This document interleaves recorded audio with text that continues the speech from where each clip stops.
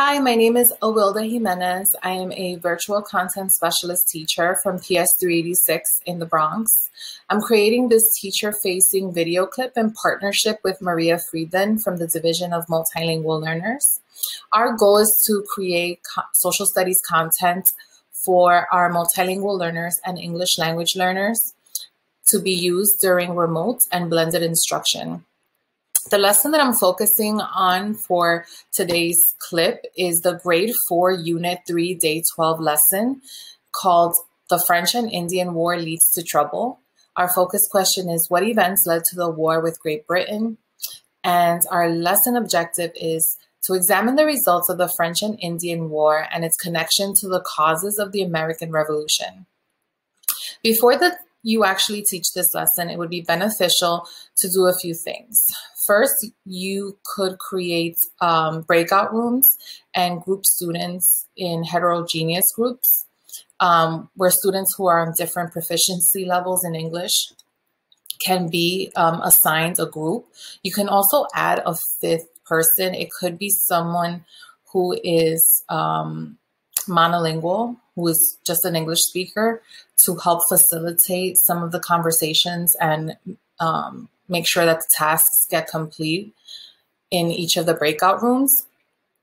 The lesson requires students to consider point of view when analyzing different texts that are written on colonist cards. So to support our multilingual learners and English language learners, you could do several things the day before.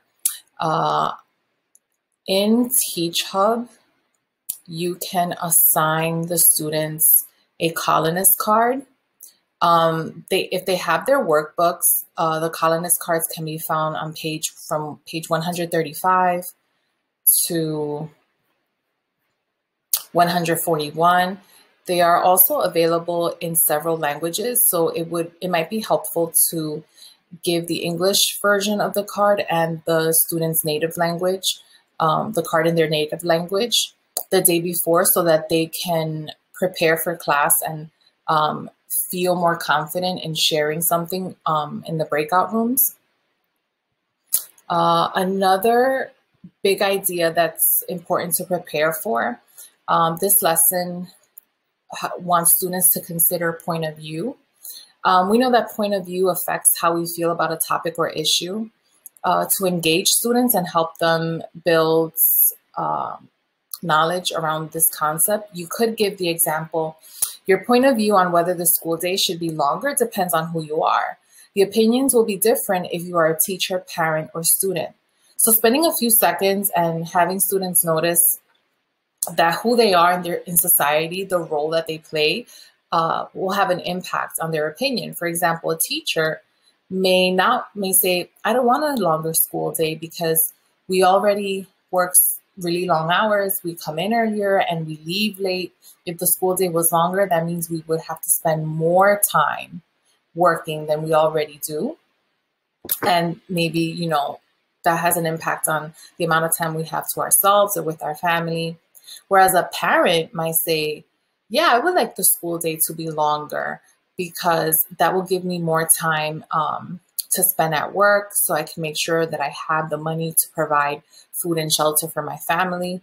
And then having one or two students share their opinion and then have the entire class realize that the answers and opinions are complicated depending on who you are will be essential, because students will have to interpret information from the colonist cards from the point of view of the person who is speaking, not their personal opinion on the topic. In our lesson, point of view affects your feelings on the British Parliament's acts and taxes. Vocabulary is going to be essential. One way to hold students accountable and ensure that they learn the vocabulary and use it is we can give the students the list of words: British Parliament, English, merchants, financial, impose, and taverns. And then we can think about using a vocabulary organizer. Now, I would suggest to collaborate with ELA teachers, or if there's a vocabulary organizer that is being used school-wide, then take the opportunity to use it. Here's an example of a simple one where the word goes in the middle.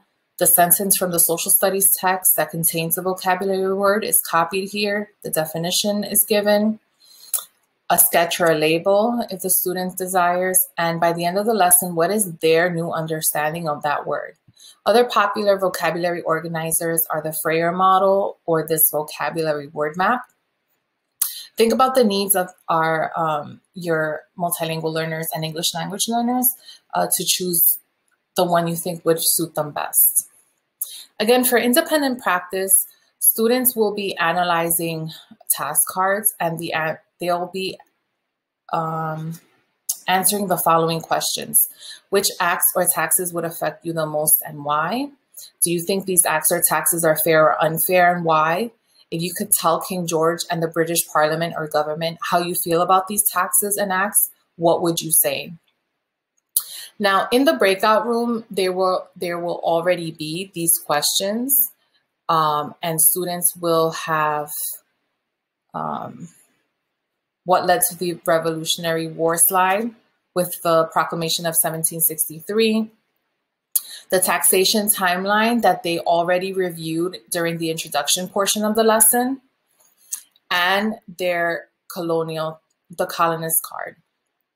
Now, each student will have this independent work slide where the questions are listed, and then I added a language prompt to help them think about the answers to the question and some vocabulary at the bottom.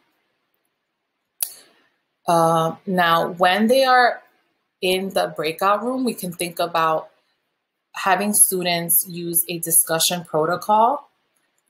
If you already have one in your school that you use and works, you can use that. But here's a suggestion of one. Again, this is modifiable. So you have the groups of 4 or 5 students, the heterogeneous groups. You can assign roles, right? The speaker can read the card 2 times, or the speaker can go to the colonist card and press the audio button, and the card will be read aloud to the group. The first time you're reading just to listen. The second time you listen with these 3 questions in mind.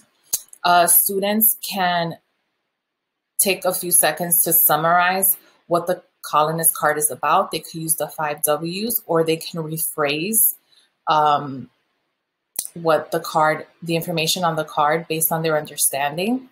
Another tool that is really useful is called wordsift.org. So students can copy and paste. And even if you assign a colonist card to the students the day before, they can do this at home.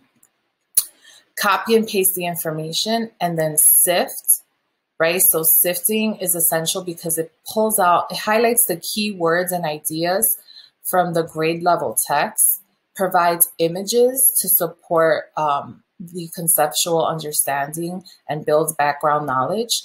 And at the bottom here, it breaks down the content into a few big ideas that make the content more comprehensible for our multilingual learners and English language learners.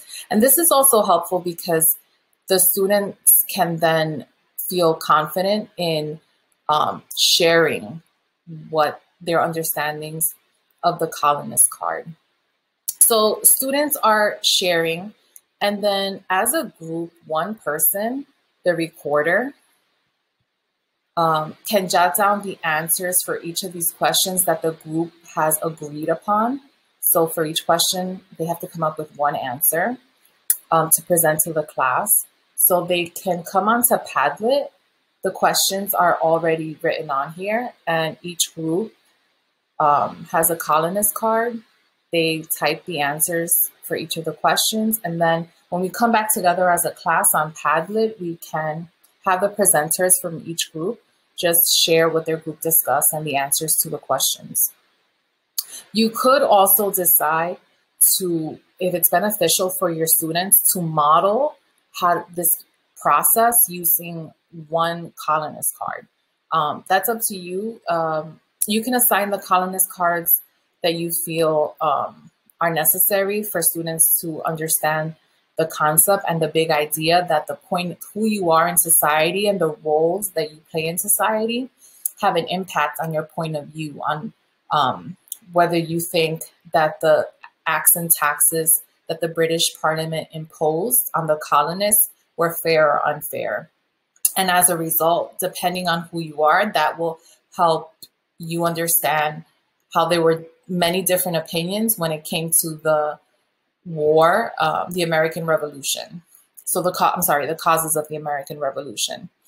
The colonist cards have been, a lot of them, just modified a little bit, moved over. I highlighted some of the words and just added some of the pictures from the slides in the introduction portion of the lesson so that students have a better understanding of the content.